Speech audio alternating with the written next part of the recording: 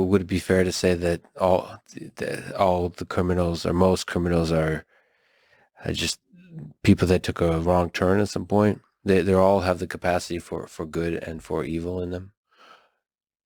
I'd say 99% of the criminals that I've interacted with, yes. The people with the child exploitation, no, I don't have any place in my heart for them. What advice would you give to people in college, people in high school, trying to figure out what they want to do with their life, how to have a life they can be proud of, how to have a career they can be proud of, all that kind of stuff? In the U.S. Budget that was just put forward, there's $18 billion for cybersecurity. We're about 1 million people short of where we really should be in the industry, if not more. If you want job security and want to work and see exciting stuff, head towards cybersecurity. It's a good career. And one thing I dislike about cybersecurity right now is they expect you to come out of college and have 10 years experience in protecting and knowing every different Python script out there and everything available. The industry needs to change and let the lower people in order to broaden and get those billion jobs filled. But as far as their personal security, just remember it's all going to follow you. I mean, there's laws out there now that you have to turn over your social media accounts in order to have certain things.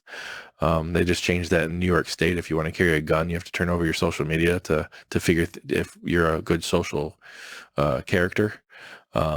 So hopefully you didn't say something strange in the last few years and it's going to follow you forever.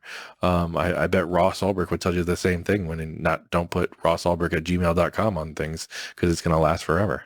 Yeah, people sometimes for some reason they interact on social media as if they're talking to a couple of buddies, like just shooting shit and mocking and like what is that? Busting each other's chops, like making fun of yourself, like being, especially gaming culture, like people who stream.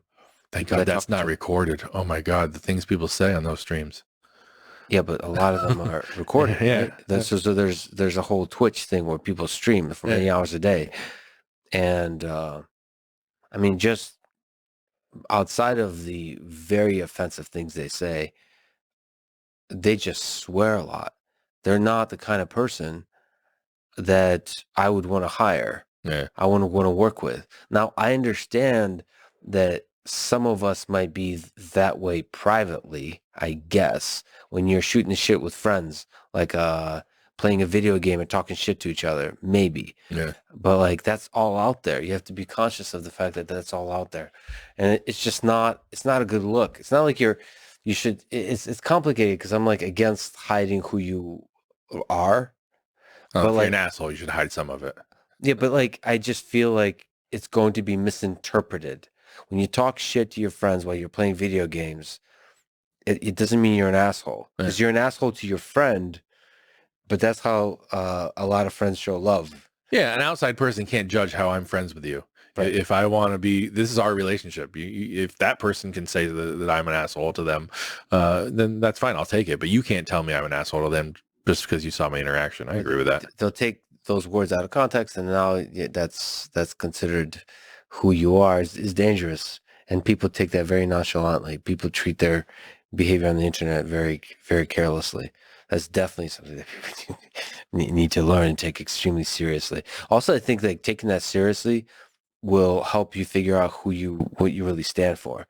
If you use your language carelessly, you never really ask like, what do I stand for? I feel like it's a good opportunity when you're young to ask like, what are the things that are okay to say? What are the ideas I stand behind? Like especially if they're controversial and I'm willing to say them because I believe in them versus just saying random shit for the lulz. Because for the random shit for the lulz, keep that off the internet. That said, man, I was an idiot for most of my life, and I'm constantly learning and growing. I'd hate to be responsible for the kind of person I was in my teens. Oh, in my 20s. I mean, it didn't do anything offensive, but it just I changed as a person. Like I used to, I guess I probably still do, but I used to read so much existential literature.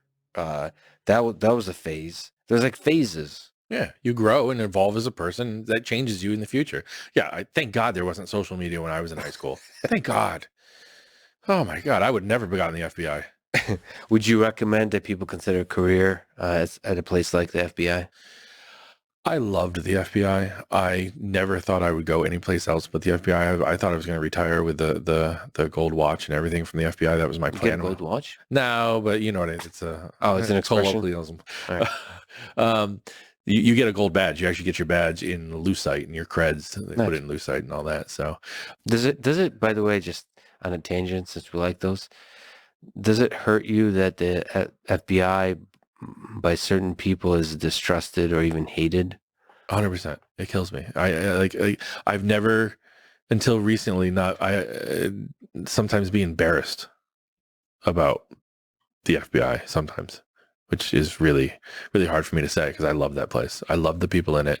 I love the brotherhood that you have with, all the guys in your squad, guys and girls. I just use guys, I developed a real drinking problem there because we were so social of going out after work and continuing on. It really was a family. So I do miss that. But yeah, I mean, if someone can become an FBI agent, I mean, it's pretty fucking cool, man.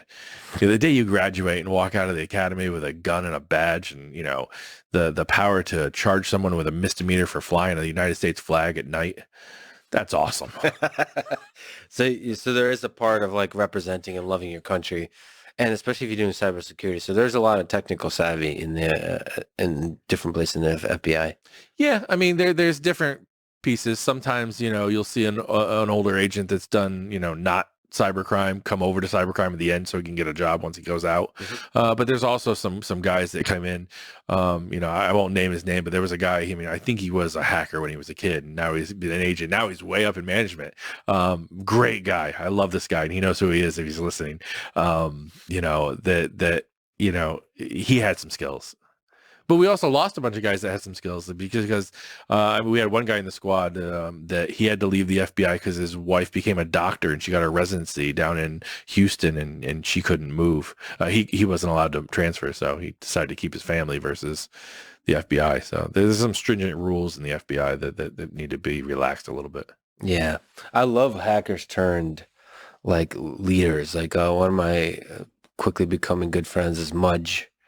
He was a big hacker in the 90s, and then now was recently Twitter chief security officer.